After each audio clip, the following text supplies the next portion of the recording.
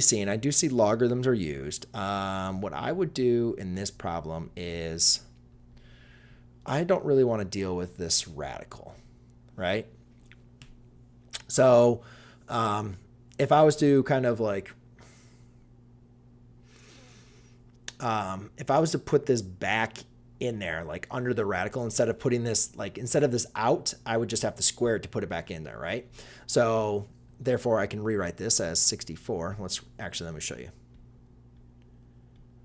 Okay, I can rewrite this. That's the same thing as a8 squared times 8, right? Because basically, if you take the square root of 8, right, using the properties of logarithms, it would just give you 8. So therefore, that's going to be a 64 times 8. And 64 times 8 is 512. Okay, so now I have 64x minus 1, which I'm getting somewhere here. Now that's going to give me a 512. And I'm seeing like the base of 64 and 512. That's going to be very similar to each other, right? And what I'm going to do actually is now I'm recognizing, well, why don't if I can use the one-to-one property, right? And what the one-to-one property says, if I have 3 to the x equals 3 squared, well, then x is equal to 2. All right, so what I want to do is I want to get them to be the same base.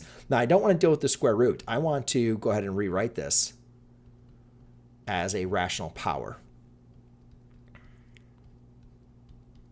Okay, now I got to see, all right, I know 64, I can rewrite that as 8 squared, right? You could also write it as 4 cubed, I believe. Okay, but you always want to do the highest number first. So let's go ahead and do, if I did 8 squared, right, that's 64, and let's try 8 cubed. And what do you know? That's 512. Perfect.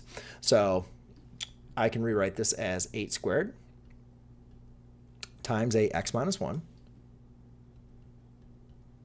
equals, and this would be an 8 cubed raised to the 1/2. Now, just like I had here, when you have the same bases raised to powers, now I can say, well, this is going to be a 2 times x minus 1 equals a 3 times 1/2.